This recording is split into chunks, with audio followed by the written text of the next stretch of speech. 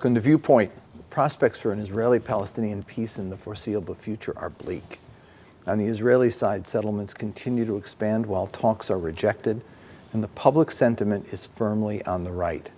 On the Palestinian side, reconciliation between Hamas and the Palestinian Authority has failed. The blockade in Gaza continues to isolate Gazans politically and economically. And the White House has concluded that achieving Israeli-Palestinian peace in the remainder of the Obama term may not be in the cards. For an analysis of the present situation and any insights into real changes on the horizon, I want to welcome Matthew Duss. Matt is president of the Foundation for Middle East Peace. Previously, he was a policy analyst at the Center for American Progress, where he focused on the Middle East and the U.S. national security interests and directed the Center's Middle East Progress Program. You also were one of the principal authors of a book on Islamophobia. I want to get to that maybe if we have time at the end. But I want to start on the peace agreement, which is something that is of concern to a lot of people. Not peace agreement, but the stagnation of any effort toward peace, and ask if we could pull apart each of the component, the groups, the entities that make this process up. First, the Israeli side. Sure. I frankly don't see any movement on the Israeli side or any hopeful signs. Lay out the landscape, if you would. What's going on in the Israeli side? Yeah, I think right now we have Netanyahu, who manages a very slim coalition, but it's a very right-wing coalition. He won re-election last March, as many know, by appealing to Israelis' worst fears with some very clear anti-Arab race baiting in the last days of the campaign. And I think it's careful not to overinterpret that result in terms of Israelis' general predisposition toward a two-state solution. I think that if you look at the polls, they still do support the creation of a Palestinian state. They're just very pessimistic about getting there. But I think Netanyahu, in the absence of a strong labor, left-wing liberal leader, was able to really just exploit Israelis' fears of the region, and let's recognize that a lot of things that are happening in the region are troubling. But what he did was basically steal votes from parties to his right. So he's in a situation right now, even though he runs this coalition, he's still beholden to some parties that are even more extreme than he is. And there really doesn't seem to be any party or any leader to his left from what's traditionally called the peace camp that is really going to challenge him. Isaac Herzog, the leader of the Labor Party, just a couple weeks ago announced what he's presenting as an alternative. A plan to separate from the Palestinians, to withdraw to the large settlement blocks, to put up a fence and separate Jerusalem, to keep the Jewish part of Jerusalem Jewish and the Palestinian part Palestinian.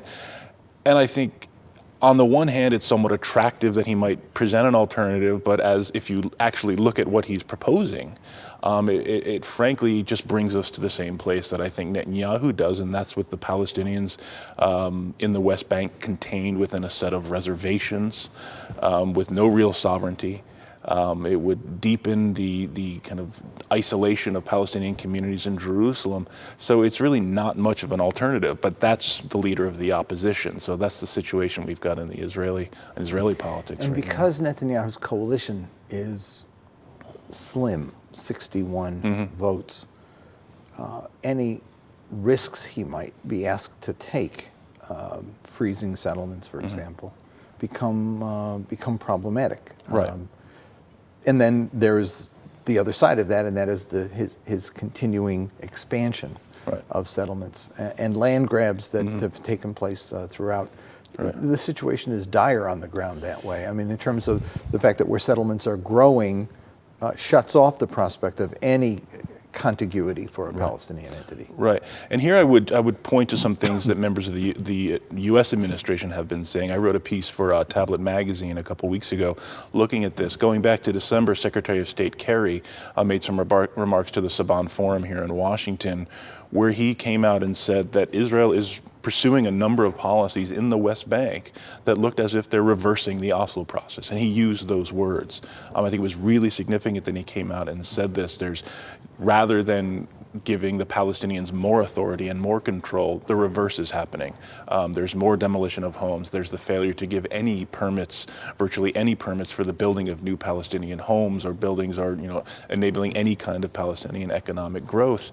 That critique was soon repeated by Ambassador Power at the Haaretz New Israel Fund conference in New York, and then it was repeated in very much the same language by the ambassador to Israel, Shapiro, at the INSS conference. Those are the remarks that caused all the big hubbub over the double standard in the West Bank, which is, of course, completely 100% true. But I think the double standard remark tended to overshadow the fact that he was reiterating what I think is a very significant critique from the U.S. I did a study a few years back, called it 20 Years After Oslo, looking at the polling trends in the 20 years.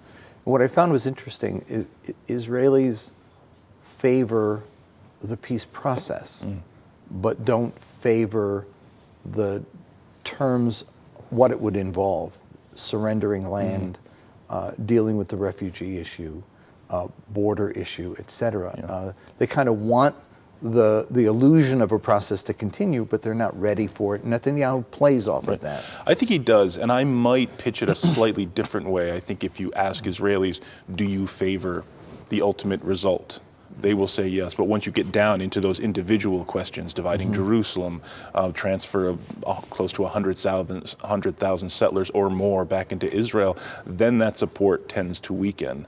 I think Netanyahu does... Which means, in effect, that the Israelis have created both a population base of support and also conditions on the ground that appear irreversible, other than to have a civil war in Israel, which no one seems ready to have. Irreversible, at the very least, extremely politically difficult. But I think, just going back to what you had said, Netanyahu does play off this, but I think it's not that he doesn't want negotiations. He keeps saying he does want negotiations. He wants negotiations to go on forever and ever. Which also plays off that theme. Again, the more time we can sit and talk, whereas Israel continues to build settlements and actually create the reality on the ground, which is what we've seen over the past several decades. And also was troubled by the language the Obama administration used, which was to refer to continued settlement activity as illegitimate, but then refer to settlements as realities on the ground. In other words, illegitimate while you do it, but once you've done it, it's a reality and they can't be reversed. Almost accepting that fact. I mean, I think that's something that we saw starting with the Bush administration with the letter to Sharon in 2004, which I think was, I think will be looked back on as a pivotal moment when the two-state solution became really much more endangered. One of the more frightening trends of this government is not just the violence done to Palestinians in terms of the land grabs and the house demolitions and the checkpoints and the humiliation that follows them daily, but it's now the civil liberties issues in Israel itself, with the Israeli left under attack and Israeli Arab Knesset members under attack. Talk a bit about that and where that is going to go, because given the coalition partners that he has, this is a very hardline group of people who are pursuing rather intolerant policies. I think that's right, and I think what we're seeing, and it's important to note that many Israelis predicted that this would happen once Israel decided to essentially make the occupation permanent, is that at some point Israel would basically import the policies of occupation into Israel proper. And I think that is what we're seeing. Efforts to stigmatize and incite against NGOs and civil society organizations that highlight human rights abuses in the occupied territories, groups that try to organize politically to end the occupation. And a lot of these groups on the right that are making these, what I can only call McCarthyite attacks against Israeli liberals and progressives, have very, very close ties, and in some cases actually work in the offices of Israeli right-wing members of the Knesset and members of the government. So it's not like this is something that's only happening in civil society. This is something that has support from the highest levels of this government. And then there's the price tag movement, the extremist settlers who have taken the law into their own hands, the law such as it is, into their own hands, and struck out at Palestinians, both in their homes and in their places of worship. That's right. Let's look at the Palestinian side, which is not any more promising. Mahmoud Abbas, on his last legs, Yeah. Abbas, there was a period, I would say, probably between, when Abbas came in, one of the reasons why the Bush administration favored him was because they felt that Arafat had been discredited because of what they saw as his double game with regard to terrorism. Abbas they saw as a leader who was strongly against the use of terrorism, strongly in favor of nonviolence and diplomacy. And I think he's kept to that, which is one of the reasons, we've seen the continued cooperation between the Israeli security forces and the Palestinian security forces in the West Bank. But that's been politically difficult for him. Because this gives weight to this argument that many Palestinians make that you're essentially serving as a subcontractor for the occupation. It would be easier for Abbas to rebut this argument if he had anything to show for all these years of negotiations, for years of diplomacy, but he really doesn't. And at the same time, even though I want to give credit where credit is due on that, I think it is also worth noting that, he is now in, I believe, the 11th year of a 4-year term. There is really no successor. There are a number of successors who are talked about, but there really is no process for succession. There's been a complete lack of political reform, and there's actually been a measure of crackdown on Palestinian civil society, not only by the Israeli forces, but also by the Palestinian security forces. That is really troubling. So when Netanyahu says there's no partner, the Palestinians are in disarray, part of it is due to Israeli policy, but part of it is due to the fact that the Palestinians have not stepped up their game in terms of building a political movement that could not only find a successor, but also create a mass base of support. Yeah, I think that's right. It's recognizing and acknowledging that they are in very difficult circumstances, but there are steps that I think could have been taken, have not. The being a subcontractor, the Palestinians make the argument that they are a dependency at this point on the international community. Right. And if they don't cooperate with Israel, if they don't continue the crackdown, they lose international funding. And it is the largest employer of Palestinians. Right. This is not how it was supposed to be. Palestinians were to be able to create an economy, but without the ability to import or export or do business. It is a civil service that has become the mainstay of maybe 1/3 of the population. Right, and that's sort of the catch-22 we're locked inside here, is that in order for the Palestinian economy to develop in the way that would sustain a normal and kind of mature politics and the development of the institutions of a state, you need freedom of movement. You need investors to feel confidence that, when they invest in a new whatever water treatment plant or what have you, that it's not going to be destroyed by the Israelis. It will be allowed to develop and grow. And the only way to do that is for the Israelis to kind of take their foot off and ease up the occupation. But this Israeli government has no interest in doing that. In fact, they're doing quite the opposite. Then there's Hamas. They were elected way back, 10 years ago. Instead of functioning as an elected body, they wanted to continue as a guerrilla movement, fighting a resistance, quote unquote, using tactics that can only be described as terrorism. I mean, suicide bombers are not resistance, in my humble opinion. And now they're locked in Gaza with a population of 1.8 million or so, really struggling. The situation in Gaza is deplorable. It is not getting the attention it deserves. It's not, and it's very troubling to see, the situation inching steadily back to one of conflict, with Hamas continuing under pressure. The failure I think after the last Gaza war, there was, as we saw in previous rounds of fighting, the international community, the U.S. included, saying, oh, this cannot be allowed to happen again. Let's try to get our heads together and deal with this problem. But there are some key issues that remain in order to get the Palestinian Authority back into Gaza. There's a great deal of mistrust between these two groups. They've got bad blood going back a long way. You have the situation, just to describe it briefly, of civil servants in Gaza Hamas civil servants, whereas the Palestinian Authority civil servants have continued to be paid, dealing with this problem of Hamas civil servants that have not been paid. This is one of the reasons Hamas was under such pressure, was the closing of the smuggling tunnels by Egypt, which had been a major source of revenue. Hamas still remains, they have no real sources of revenue at this point. So again, it's how do you deal with Israel's basic security requirements? How do you bridge this gap politically between these two major Palestinian movements? It's always the question of what comes first and which one of these pieces has to move. And reconciliation with Hamas is not going anywhere. There have been several efforts, and there are still efforts underway, but they don't seem to be producing any fruit. I mean, I think you see every year or so moves. Different representatives will meet, whether in Cairo or Istanbul or wherever, and try to find some formula. But the situation is that there is more, that the leaders of these two factions feel that they have more to lose than to gain. And unfortunately, the people who suffer the most are the Palestinian people themselves, particularly the people of Gaza. Well, the U.S. has locked everyone out of the picture. The Europeans periodically make an effort to get involved, but they defer to the U.S. And the problem with the U.S. appears to be that it is either unwilling or politically unable to take the leadership that would create a framework for peace. That situation also doesn't seem to be getting any better here.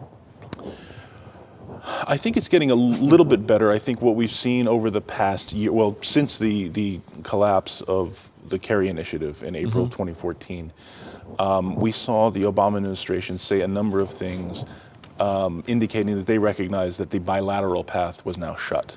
Obama, as previous presidents, had constantly stressed the fact that the way to deal with this was with Palestinians and Israelis sitting around a table, with the U.S. acting as mediator. I think the end of the Kerry process and multiple U.S. officials coming out and saying that the one thing that really doomed that process was the settlements. Not the only thing, but one of the most significant things. Clearly, in U.S. terms, putting a greater share of the blame on the Israelis, and then saying the bilateral path is now shut, and indicating in various ways that they might be a bit more amenable to doing this through an international forum, whether the UN, whether an international conference. That's still unclear, but I think they have signaled that they understand that this needs to be, that the international consensus needs to be mobilized in some way. It's just not clear how they want to do that. I always argue that it's hard for the U.S. to play the role of mediator or negotiator when they're a coat holder and cheerleader for one side. I mean, that's kind of the way they've, and Congress is the enabler here. Yeah. As I look at legislation currently before the Congress and past legislation that has gone through Congress, I think the American public doesn't know of all of they know about the aid, but they don't know about all of the political things that get done that cripple Palestinian ability to function, cripple the United Nations ability to function, and put the U.S. in a very difficult position, a compromised position in the world community. Yeah, I think over the last year or so, we've seen Congress, with the urging of AIPAC, really focusing on this issue of BDS, which is the boycott, divestment, and sanctions movement that has gained some ground on a popular level here in the U.S. and in Europe. Right, and I bring that up because they're using the specter or threat, as they would put it, of BDS to do something which actually has very little to do with BDS, and that's to kind of encourage, force, call on the United States in its trade relations with other countries to oppose efforts to create consequences for settlements. We saw the European Union announce several months ago, they weren't new labeling measures, they were just stipulating that they would now enforce existing measures regarding the labeling of products from Israeli settlements, which must be labeled differently from products coming from pre-67 Israel. We saw a strong reaction in Congress from that. Even though the U.S. does it itself. Even though the U.S. has a similar, it's not exactly the same, but it is similar. Products from the West Bank cannot be labeled made in Israel. So what we've seen in response to this is an effort to basically redefine and legitimize the settlements. as part of Israel. We've seen different kinds of language.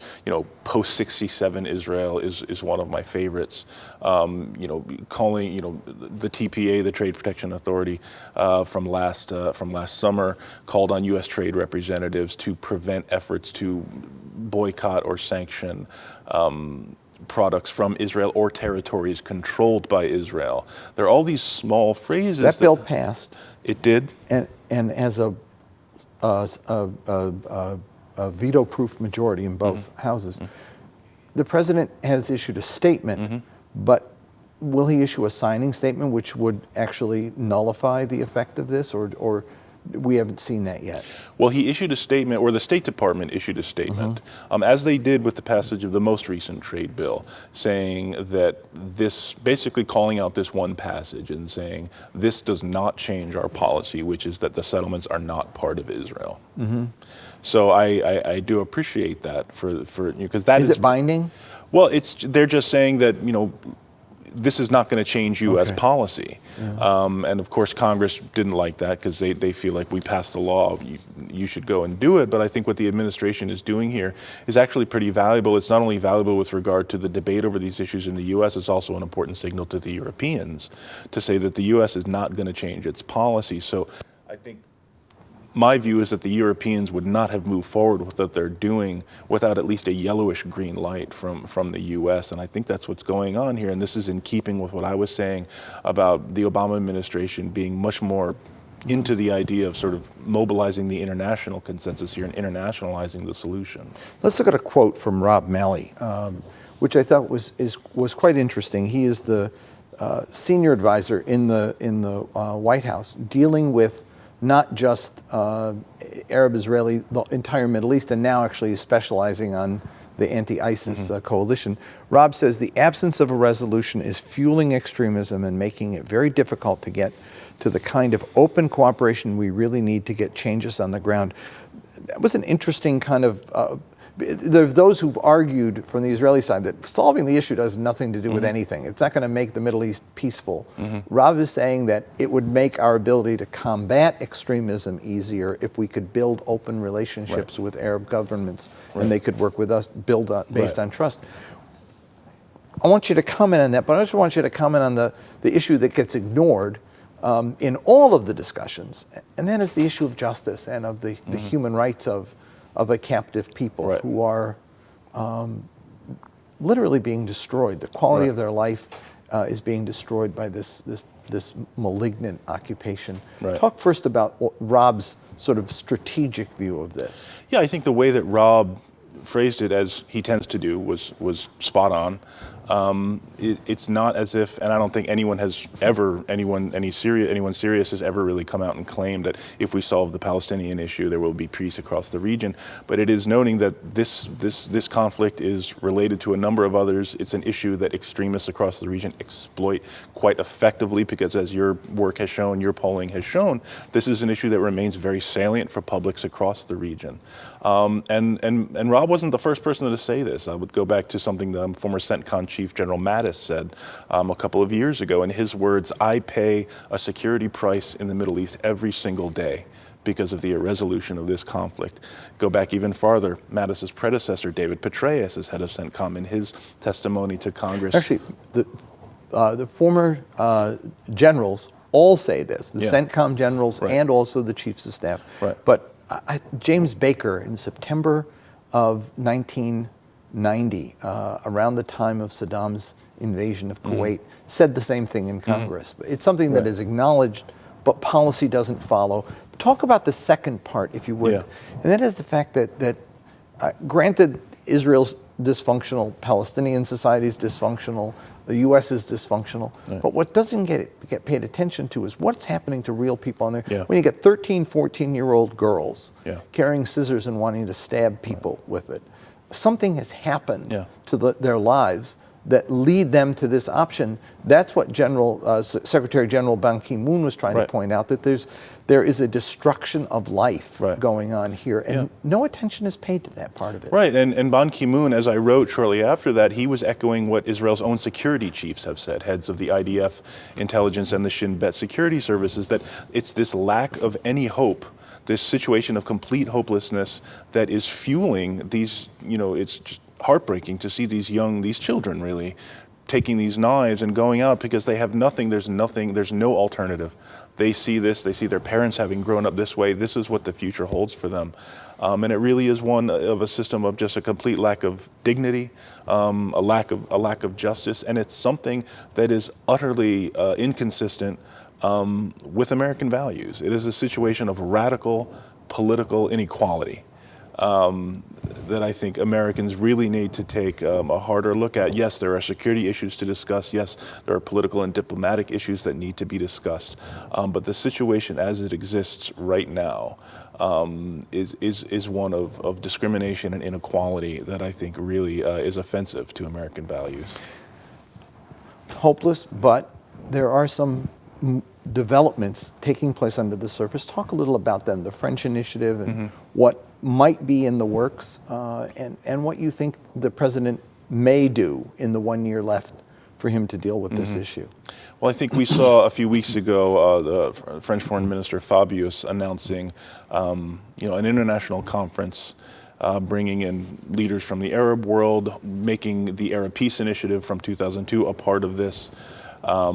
Something along, having talked to the French embassy, I think what they're thinking of is something along or similar to the model of the P5+1 that was used with Iran, which is to say some of the leading countries of Europe, the United States, acting with the UN's imprimatur to try and move the process forward.